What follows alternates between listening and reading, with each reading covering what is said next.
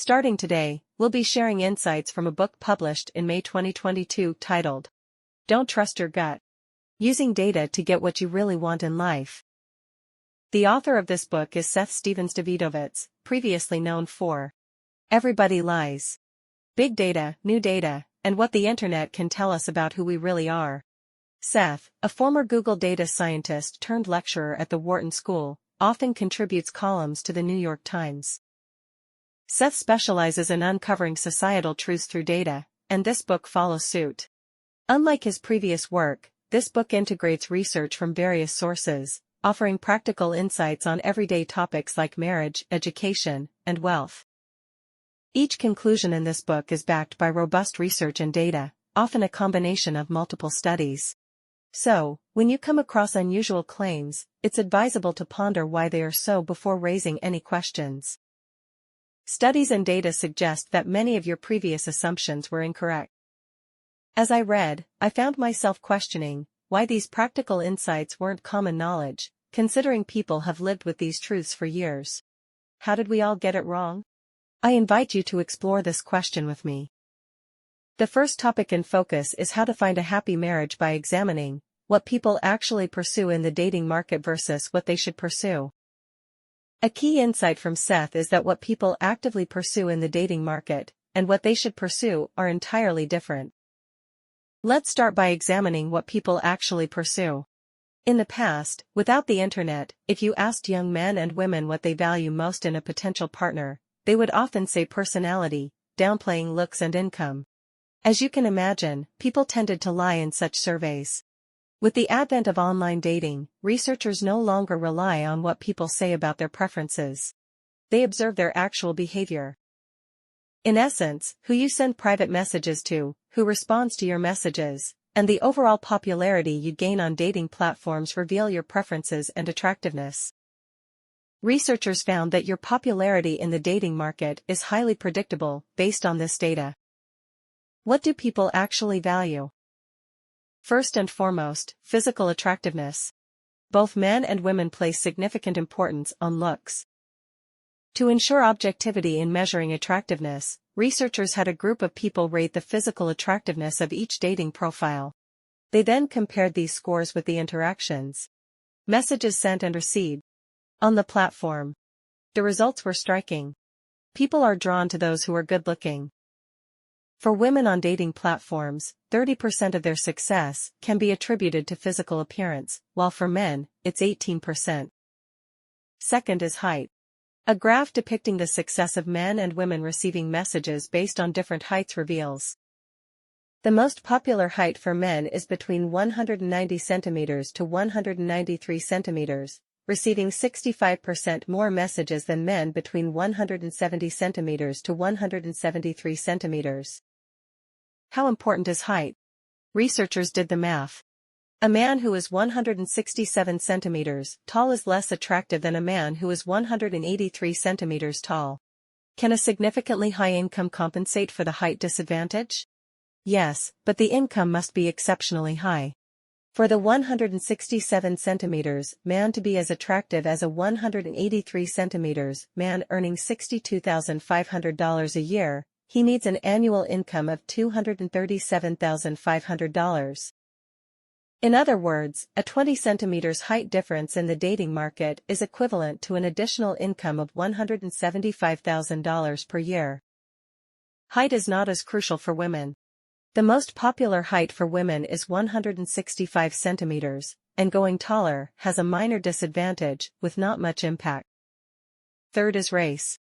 Although people may not admit to having racial preferences in partner selection, the data tells a different story. These two graphs illustrate the popularity of Asian, Black, Hispanic, and white individuals on dating sites. The data represents the percentage of responses when a person from one racial group sends a message to a person from another racial group. The most popular are white men, while the least popular are Black women. However, researchers find it intriguing that Asian men are significantly underrated. When an Asian man sends a message, the response rate is low, but when someone else initiates contact, they are highly responsive. Despite being the most financially successful among all racial groups, Asian men face challenges in attractiveness.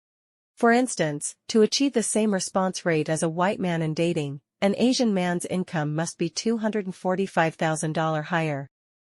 Fourth is occupation. As discussed earlier, Americans aren't overly concerned about income in the realm of dating, but women tend to value a man's occupation. You're better off in a powerful, traditionally masculine occupation. Professions like lawyers and firefighters are highly popular among women, while occupations like hotel service, despite significantly higher incomes, lack attractiveness. This chart describes the attractiveness of men in various occupations to women.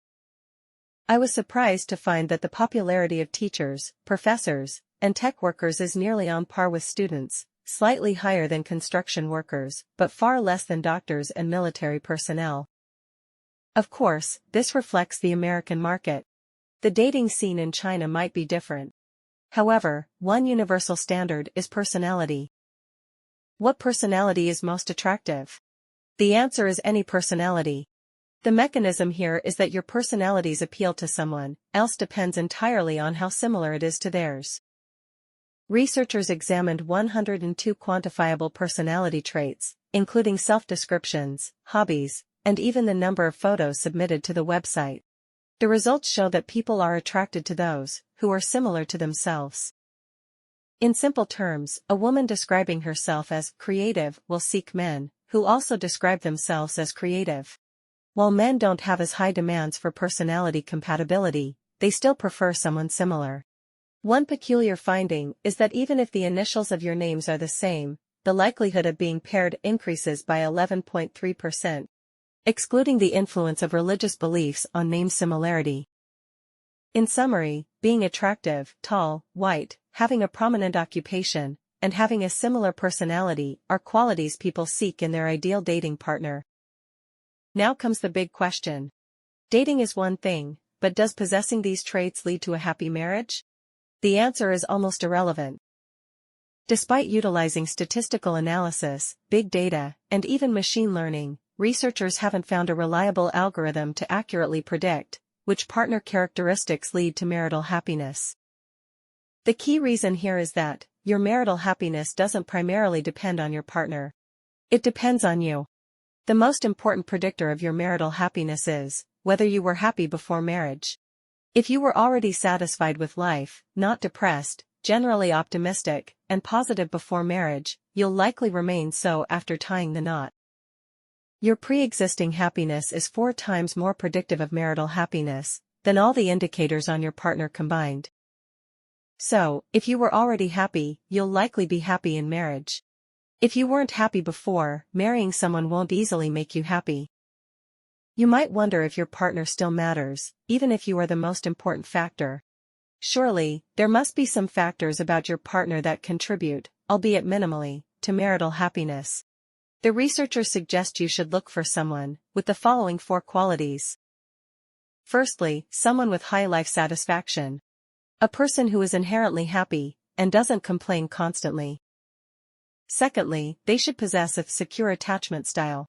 As discussed previously, this is someone who is attached to you, but doesn't impose restrictions due to their own secure feelings.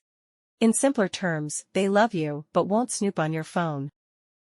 Thirdly, conscientiousness.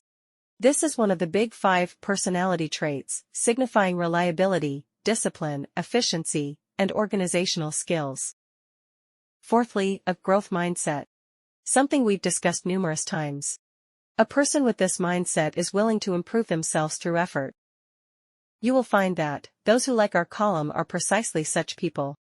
It seems the qualities we advocate for also benefit marriages. High internal qualities attract like-minded individuals. However, the impact of all these qualities on marital happiness isn't particularly significant. You remain the most crucial factor. An intriguing question arises. If your current marriage doesn't feel very happy, but you believe both of you are good people, will spending more time together over the years make the marriage happier? No algorithm can tell. Research indicates that, to predict the state of your marriage 10 years from now, your current situation is the best indicator. If you're unhappy now, having children won't magically make you happy. The data doesn't support such expectations. While researchers may not excel at predicting which qualities in a partner will guarantee happiness, they are confident about identifying unimportant factors. The following 8 factors about your partner have absolutely no correlation with marital happiness. Race. Religious beliefs. Height. Occupation. Physical attractiveness. Previous marital status. Sexual preferences. Similarity to yourself. And these are almost exactly what was just mentioned earlier, some of the most valued criteria when people look for a romantic partner. We are using the wrong criteria when looking for a romantic partner.